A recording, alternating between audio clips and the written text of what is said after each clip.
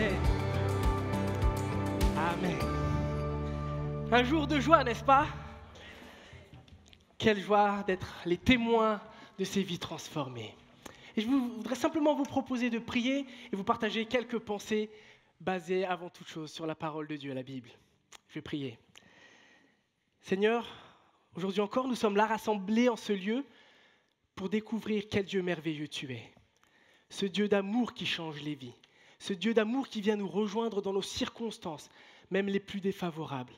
Tu n'as pas changé, Seigneur. Tu es le même hier, aujourd'hui et éternellement. Et à travers le témoignage de nos 6 frères et sœurs, nous voyons combien tu es bon. Et je te prie, Seigneur, qu'à travers ce que tu m'as mis à cœur de nous partager, tu puisses encore transformer les vies et toucher les cœurs. Au nom de Jésus. Amen.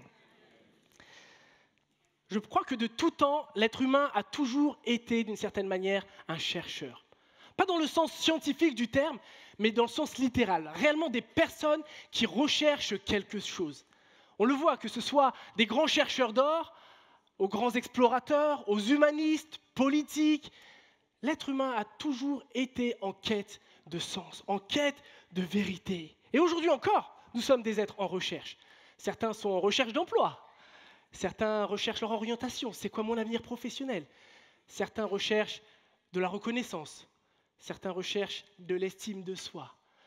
Certains recherchent la paix, certains recherchent l'amour. Nous cherchons tous quelque chose. Et le point commun, c'est que derrière toutes ces quêtes, derrière toutes ces recherches, il y a une seule et même aspiration, d'une certaine manière, c'est la recherche et la quête du bonheur. Qui ne désire pas être heureux dans la vie? Qui? Bon, ça me rassure, ça nous fait un point commun.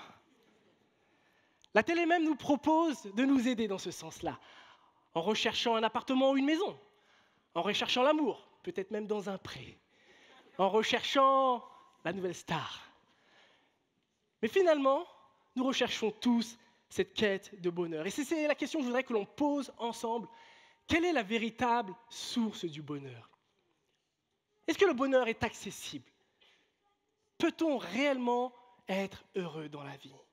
Et pour y répondre, je souhaiterais simplement m'appuyer justement sur un beau passage de la Bible que l'on trouve dans l'Ancien Testament, la première partie biblique, qui a été écrit par un prophète au temps de l'Ancien Testament, au temps de l'époque antique du peuple d'Israël, le prophète Ésaïe. Et voici 2 versets qui vont nous accompagner. Vous tous qui avez soif, venez, voici de l'eau. Et même vous qui n'avez pas d'argent, venez acheter et manger. Venez acheter sans argent, oui, sans paiement, du vin, du lait.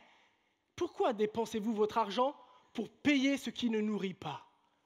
Pourquoi travaillez-vous pour une nourriture qui ne rassasie pas? Écoutez, oui, écoutez-moi. Alors vous mangerez ce qui est bon. Vous vous délecterez d'aliments savoureux. Ce n'est pas encore l'heure de manger. Et l'objectif n'est pas de m'adresser à vos estomacs. Mais je prie avec le soutien de Dieu de pouvoir parler à vos cœurs et à vos pensées. Parce que Dieu s'adresse encore à nous aujourd'hui. Et je vous demanderai juste d'être attentifs encore les 2 prochaines heures. C'est bien le timing qu'on m'a donné. Hein. Non, rassurez-vous. Imaginez-vous juste un instant. Vous êtes en pleine canicule au milieu d'un endroit désertique. Le soleil vous frappe et vous n'avez plus d'eau. Votre gourde est vide. Et vous pensez que votre mort arrive.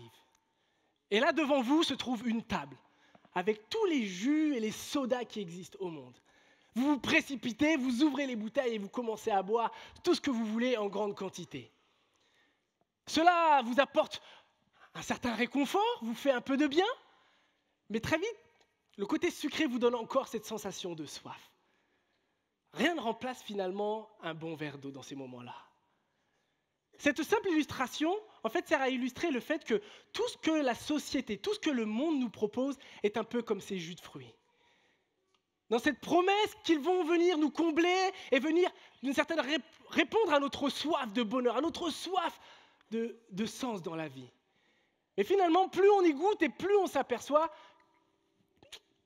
on n'est pas complètement satisfait. Il y a quelque chose qui nous manque.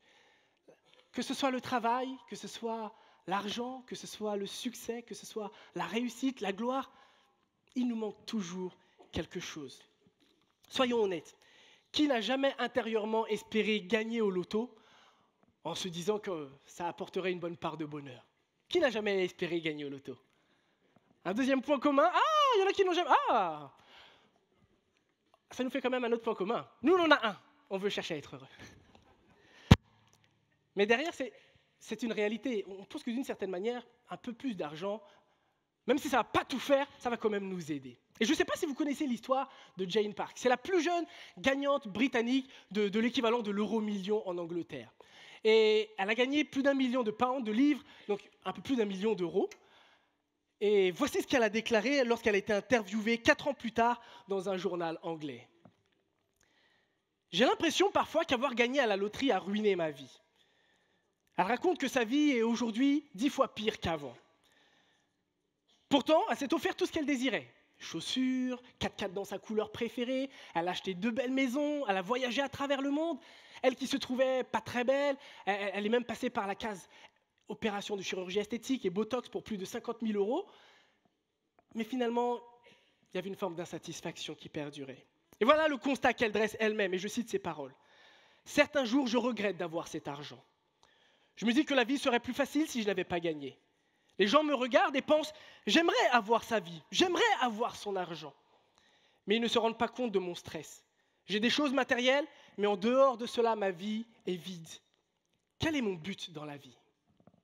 Je dirais, quel est le but dans notre vie ce matin ? Quel est le but dans votre vie ? On le voit, si le bonheur se résumait à des choses matérielles et terrestres, les personnes qui ont le plus seraient les plus heureuses. Et pourtant, nous voyons tant de témoignages d'insatisfaction générale. Des gens qui, d'un point de vue humain, ont tout pour être heureux. Maison, succès, ils ont des métiers de rêve parfois, sportifs, acteurs, chefs d'entreprise. Ils ont une belle femme, ils ont de beaux enfants, ils ont de beaux maris, ils ont un beau chien, tout est beau. Et pourtant, lorsqu'on lit des témoignages, on s'aperçoit qu'il y a de la souffrance, il y a de la tristesse, il y a de l'insatisfaction, il y a du questionnement. Certains, malheureusement, pour essayer de compenser cette insatisfaction de leur vie, tombent même dans tout un tas d'addictions diverses et variées. Que ce soit la drogue, que ce soit l'alcool, que ce soit les médicaments, les jeux, le sexe, pour essayer de trouver du sens à la vie. Pourquoi ne trouvons-nous pas notre bonheur dans ces choses terrestres ? En fait, la réalité, c'est que notre monde, notre société, ne nous propose que l'illusion du bonheur. Toutes ces choses qu'on nous propose, voilà, tu vas être heureux si tu as ça, ce n'est qu'une illusion. Et voilà ce que le passage nous dit. Pourquoi dépensez-vous votre argent pour payer ce qui ne nourrit pas ? Pourquoi travaillez-vous pour une nourriture qui ne rassasie pas ? Dans ce verset, finalement, Dieu est en train d'adresser au peuple d'Israël, aujourd'hui à chacun d'entre nous, le fait que bien souvent nous dépensons notre argent, notre énergie, notre temps dans des choses qui ne peuvent réellement nous combler. Dans des choses qui ne nous apportent pas une satisfaction intérieure, qui ne nous apportent pas ce que nous chérissons au plus profond de nous. Je ne suis pas en train de dire que travailler, fonder une famille, avoir des projets est une mauvaise chose en soi. Mais lorsque nous faisons de ces choses-là l'idéal de nos vies, l'objectif prioritaire, ce sur quoi nous voulons bâtir nos vies, notre espérance, que se passe-t-il lorsque nous échouons ? Que se passe-t-il lorsque nous les perdons ? Que se passe-t-il lorsque nous les obtenons, mais nous découvrons que finalement, ça ne nous apporte pas cette satisfaction ? Bien souvent, le monde s'écroule. On le voit, combien de personnes sacrifient leur vie pour gravir les échelons professionnels, arrivent aux plus hautes sphères. Mais j'ai lu plusieurs témoignages de fin de vie où ça faisait partie des plus grands regrets, d'être passé à côté de sa vie. On a eu de la reconnaissance, on a eu des gros salaires, mais est-ce que je n'ai pas investi dans quelque chose d'inutile et de futile finalement ? Lorsqu'avec un âge avancé, le temps des regrets arrive. Combien de personnes aussi j'ai rencontrées qui vont de relation amoureuse en relation amoureuse et déclarent « ouais, moi comme ça je profite de la vie, je suis heureux ». Mais en tête à tête, j'ai déjà discuté avec plusieurs personnes qui, dans le fond, aspirent à plus de stabilité, aspirent à réellement être aimés, aspirent à réellement construire quelque chose de durable. Notre société favorise une société de l'image, de rendre l'image qu'on est bien, qu'on est heureux, que c'est la joie. Et les réseaux sociaux ont favorisé cela. C'est les beaux sourires, c'est les beaux voyages. Mais qu'en est-il réellement derrière ? Je me rappelle lorsque j'étais encore formateur à l'époque, il y a quelques années, je discutais avec une collègue de travail qui me racontait les grandes difficultés qu'elle éprouvait dans son mariage, avec son mari qui était indifférent et il n'avait même plus de communication. Et pourtant, la plupart de ses amis disent « Mais quelle chance tu as avec ton mari, les enfants. Waouh, j'aimerais trop avoir ta vie. » Les gens n'avaient qu'une représentation de sa réalité, mais ne connaissaient pas le fond réellement de ses souffrances. Et bien souvent, c'est cela que nous cultivons, une apparence extérieure. La vie, finalement, c'est une forme de grand désert dans lequel souvent nous courons trop souvent après des mirages. Des rêves de bonheur, mais qui semblent s'éloigner au fur et à mesure que l'on s'en approche. On se dit, lorsque j'aurai fini mes études, là, je serai bien. Lorsque j'aurai le bon travail, lorsque j'aurai rencontré la bonne personne, mon âme sœur, lorsque j'aurai des enfants, mais lorsqu'on les obtient, est-ce que finalement, c'est bon, je suis arrivé et tous mes problèmes ont disparu? C'est une forme de quête sans fin, sans cesse. Et on va d'étape en étape, en étape, en étape.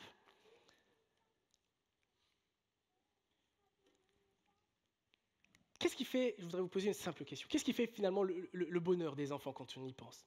Est-ce que c'est le fait d'avoir tous les jouets au monde ou de pouvoir passer du temps de qualité avec ses parents? J'ai eu l'occasion de poser cette question à plein de petits-enfants dans l'église. C'est très intéressant. La plupart d'entre eux, pour ne pas dire la totalité, ont hésité un peu. J'ai les noms des enfants, rassurez-vous, on en parlera après. Non, finalement, ils étaient tous unanimes.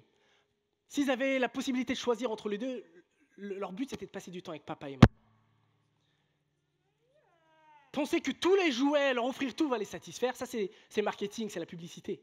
Il vous faut la dernière console, il vous faut le dernier Lego, il vous faut les dernières baskets, il vous faut le dernier iPhone, il vous faut. Ça ne compte pas leur cœur. Ça ne compte pas les cœurs. Offrir une tablette, c'est facile.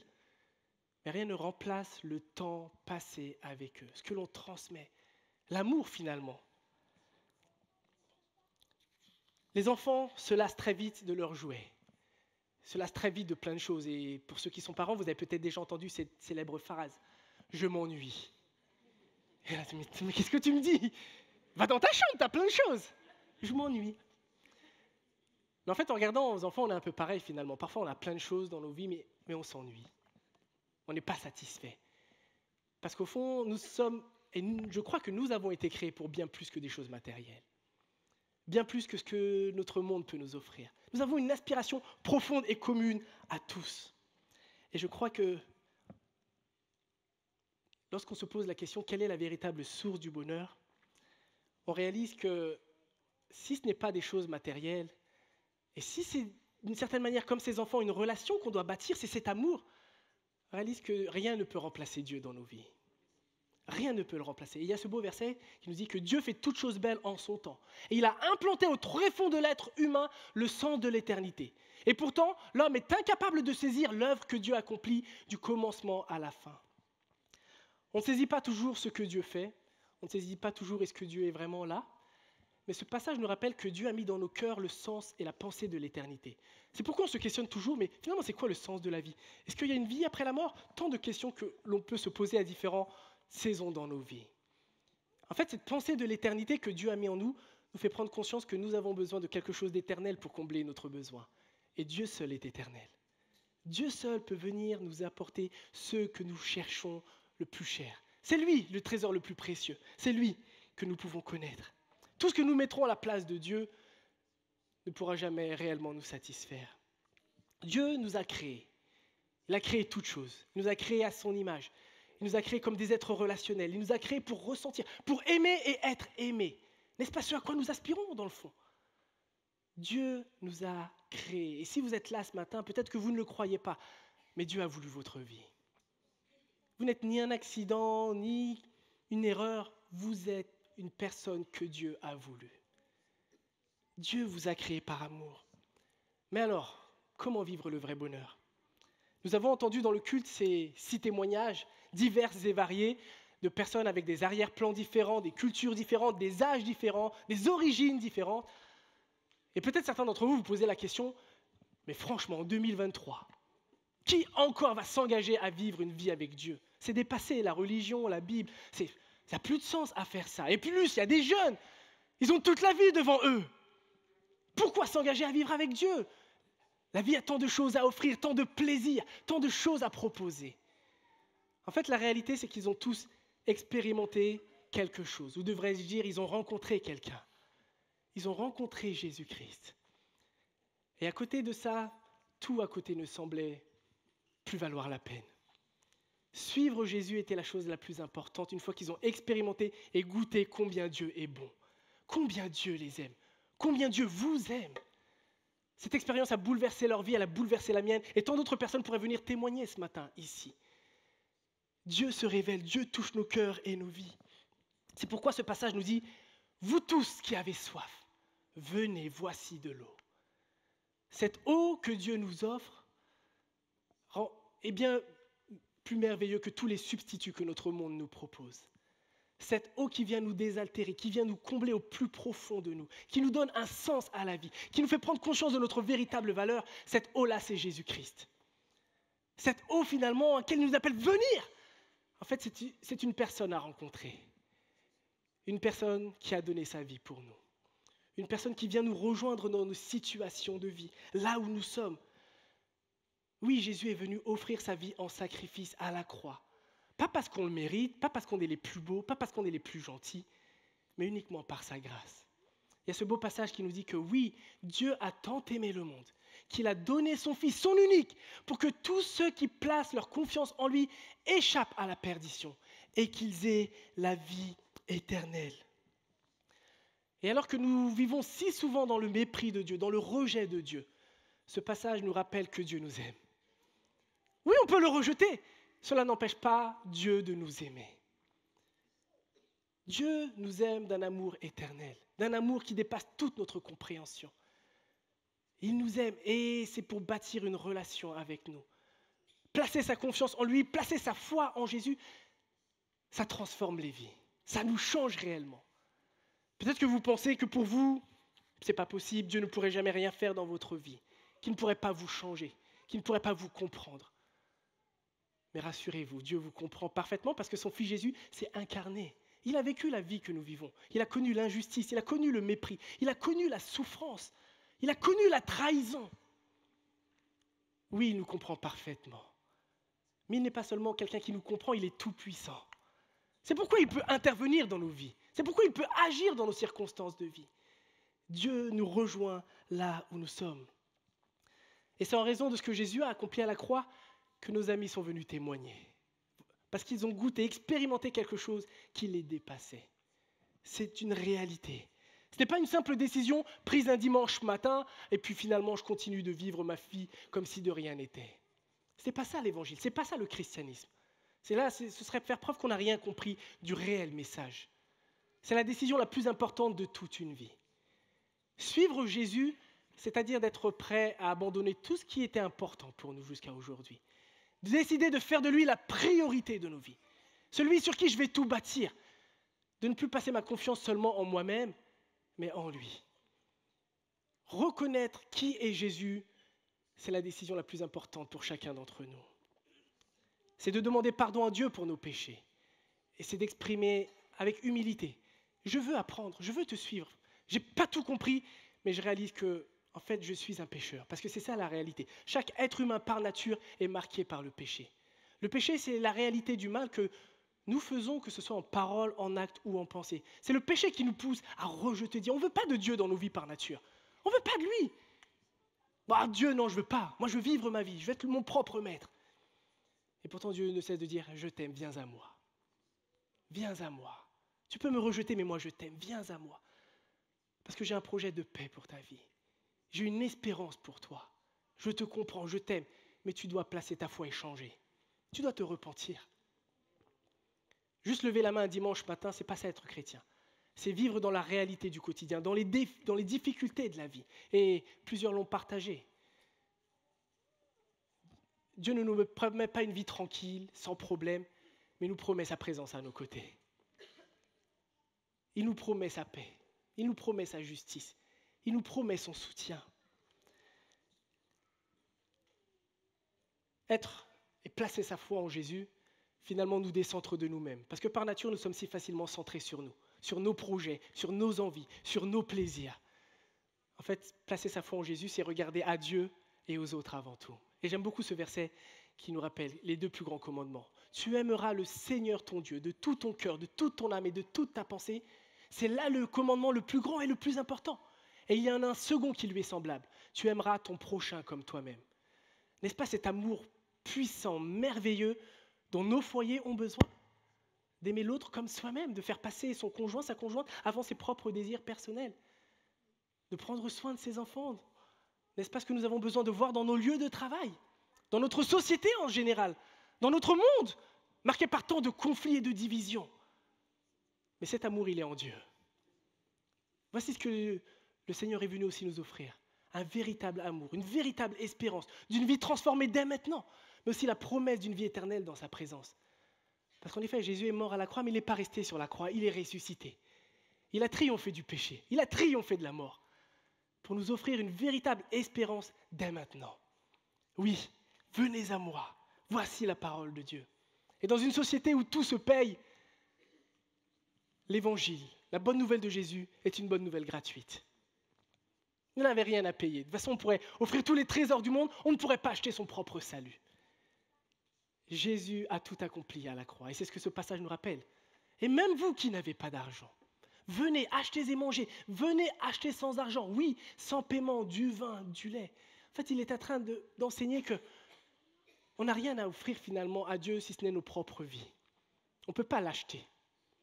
Et il nous offre en abondance à travers ces images du vin et du lait. En fait, c'est aussi être d'une vie remplie de sa présence, qu'il vient combler nos besoins les plus profonds, qu'il vient tisser une relation d'amour avec nous. Ce matin encore, je crois que Dieu lance un appel à chacun, chacune ici présent. Une invitation personnelle à le connaître. Venez à moi, vous tous qui avez faim et soif de justice. Vous tous qui avez faim et soif de pardon. Vous tous qui avez faim et soif de sens dans la vie. Venez à moi. Voici la merveilleuse invitation que Dieu lance à chacun. Et c'est ce que je souhaitais, avec humilité, vous partager. Dieu n'a pas changé. Il est le même hier, aujourd'hui, éternellement. Dieu nous connaît. Et même si nos cœurs sont loin de lui, il nous attire à lui. Même si notre monde peut nous mépriser, Dieu vend nous des créatures merveilleuses. Parce qu'on a été créés à son image. Il voit la valeur. C'est pourquoi Jésus est mort. Parce que nous sommes précieux à ses yeux. Alors ce matin, peut-être que tout cela est bien nouveau pour vous. Peut-être que vous n'avez jamais entendu parler de Jésus. Et c'est peut-être la première fois. Et je souhaiterais simplement vous inviter à quelques instants de silence. Pour réfléchir à ce que vous venez d'entendre. Au-delà de ce que j'ai dit, peut-être que Dieu même a déposé dans vos cœurs. Je voudrais simplement vous inviter à quelques instants de silence. Et ensuite, je vais prier.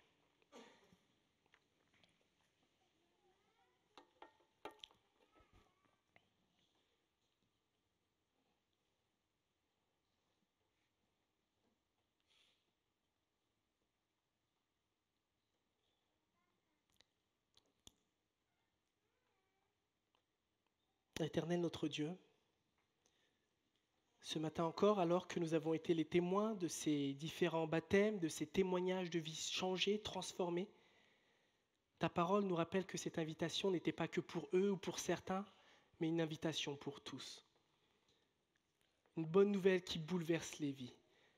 Un amour que tu as manifesté en Jésus pour nous racheter de nos péchés, pour nous pardonner, Seigneur. Seigneur, alors que nous sommes là ce matin, avec nos arrière-plans, nos questionnements, nos doutes, Seigneur, je crois que tu es vivant et que tu parles encore aujourd'hui. Seigneur, je te prie qu'à travers cette quête et cette soif du bonheur que nous recherchons, nous puissions réaliser qu'elle ne se trouve qu'en toi et en toi seul, Seigneur.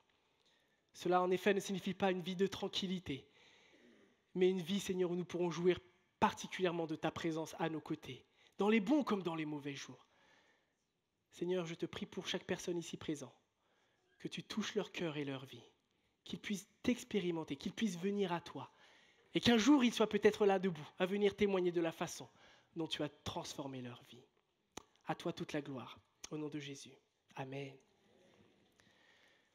Je voudrais simplement vous dire qu'à la fin du culte, nous serons présents avec une partie de l'équipe pastorale, des pasteurs et des responsables. Nous serons présents si vous avez simplement envie de discuter. Si vous voulez peut-être prier, si vous avez des questions.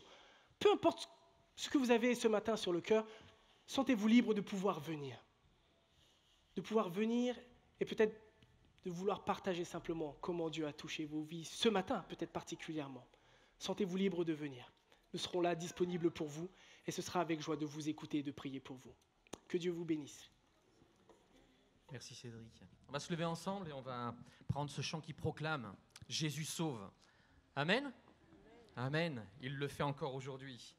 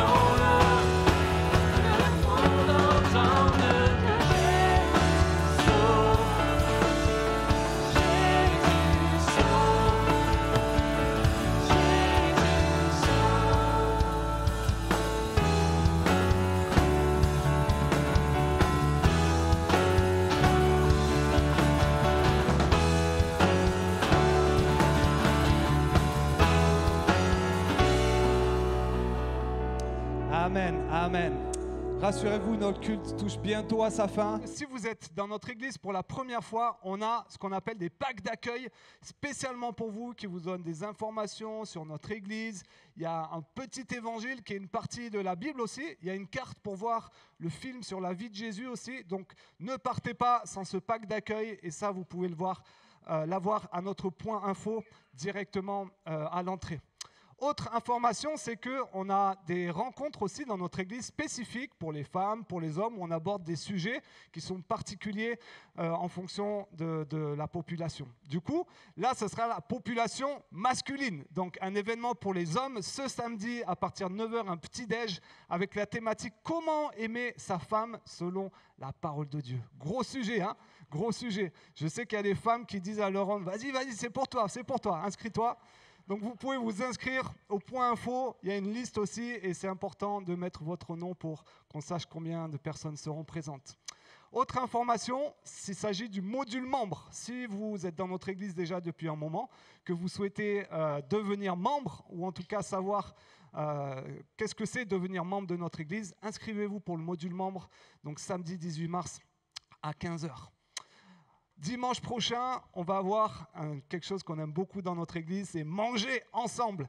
Et après le culte, dimanche prochain, on aura un repas, on appelle ça les repas entre amis, où chacun amène un peu ce qu'il a préparé chez lui, on le met en commun et on partage, on mange ensemble. L'idée, c'est d'apprendre à mieux se connaître, à passer des temps de qualité ensemble. Donc réservez ce moment pour vous et j'amènerai mes meilleurs œufs au plat, donc soyez présents. Pour ce moment exceptionnel gastronomique. Autre information, et ça je l'ai déjà annoncé la semaine dernière, c'est qu'on a lancé notre grand Mosaïque Day, ça y est, notre fête multiculturelle qui va avoir lieu pour la première fois à Roissy-en-Brie, et ça c'est historique, et on est tellement reconnaissant. On a eu une réunion hier avec l'équipe d'organisation qui se prépare, qui organise, qui répète, qui commence à cuisiner, à préparer déjà. Donc ça y est, c'est bientôt dans 3 semaines à peu près. Donc si vous voulez participer, non attendez, je refais. Pour participer, pas si vous voulez participer, il faut vous inscrire, c'est important, pour la session soit de 15h, soit de 18h. On fait 2 sessions pour qu'un maximum de monde puisse venir et puis inviter du monde. On a 6000 flyers disponibles à l'accueil, vous pouvez les avoir pour participer. Et vous allez sur notre site internet ou flasher le code à la fin du culte, comme ça vous pouvez directement vous inscrire pour la session de votre choix. On a besoin pour cet événement de beaucoup de tissus, de toutes les origines du monde. Donc si vous avez des morceaux de tissu chez vous d'1 mètre minimum, amenez-les dimanche et posez-les à l'entrée. Il y a une boîte spécialement pour ça. On a aussi besoin de personnes qui vont faire la cuisine parce qu'on a une collation à la fin de l'événement où on va goûter un peu des spécialités de tous les continents. Donc si vous aimez la cuisine et vous avez des spécialités à proposer, allez vous inscrire auprès de Marie-Cécile qui aura une table spéciale là-bas et vous pourrez participer à cuisiner quelque chose de spécifique. On a besoin aussi d'équipes. Donc si vous voulez participer à la logistique, l'installation, le démontage et puis l'entretien aussi, allez vous inscrire au point info, ce sera vraiment très apprécié pour vous. Autre info, ça fait beaucoup d'infos, hein, mais on a envie qu'un maximum de personnes puissent venir à cet événement. Et donc, on va constituer des équipes qui vont aller à la rencontre des Roisséens, faire de l'affichage dans les magasins, etc. Donc, il y aura 2 créneaux, samedi 18 et 25 mars à 14h. Donc, l'après-midi, on va se diffuser un peu partout dans Roissy-en-Brie pour aller à la rencontre des gens et les inviter à Mosaïque Day. Information et inscription également au point information. Et ça, c'est un événement qui nous réjouit énormément pour les jeunes. Il y a des jeunes adultes qui ont entre 20 et 30 ans ici. Ouais, non, Karine, ça c'est déjà, il y a un petit moment, hein, déjà. Donc cet événement, il est spécialement pour vous. C'est les jeunes adultes de notre église qui organisent cet événement, spécialement le spot. Vous pouvez regarder sur le côté, il y a toute la définition. S pour soutenir, P pour partager, O pour offrir à Dieu, T pour tenir ferme dans la foi, pour vivre ensemble leur foi et partager et s'édifier ensemble. Donc si vous avez entre 20 et 30 ans, réservez cette date et invitez des gens. Donc ce sera le 25 mars. Et pour avoir toutes les infos et vous inscrire, il faut aller sur l'Insta, bienvenue au spot, et vous aurez toutes les infos et vous pourrez dire, ok, j'ai envie de participer. Donc ne ratez pas cet événement. Et pour les plus jeunes, les teens, il y a un camp qui se prépare aussi. Donc les parents, si vous avez des enfants qui ont entre, je crois que c'est 10, 11, 14, exactement, dans mon oreillette, on m'a dit. Et du coup, allez récupérer les infos pour les inscriptions auprès de Audrey au point info. une très très bonne nouvelle, et je vais finir par ça, c'est que vous savez peut-être que tous les 3 ans, on a la commission de sécurité, qui sont les pompiers, la police et la mairie, qui viennent vérifier nos bâtiments, les installations, si tout est OK au terme de feu, d'incendie, d'installation, et qui viennent tout vérifier. Ils sont venus au début février, et on a beaucoup d'équipes qui ont travaillé pour que tout soit prêt. Et lundi dernier, on a reçu l'avis favorable comme quoi tous nos installations étaient conformes. Donc un grand merci à tous ceux qui ont participé, tous ceux qui se sont investis pour ça. On est très très reconnaissants. Et c'est une des raisons aussi pour laquelle vous ne voyez plus de canapés un peu partout dans l'église, parce qu'ils nous ont dit que c'est un peu dangereux pour la sécurité incendie, donc on a dû donner tous les canapés. Mais on travaille déjà à trouver d'autres solutions pour avoir un lieu qui est toujours plus convivial et où vous pourrez vous asseoir.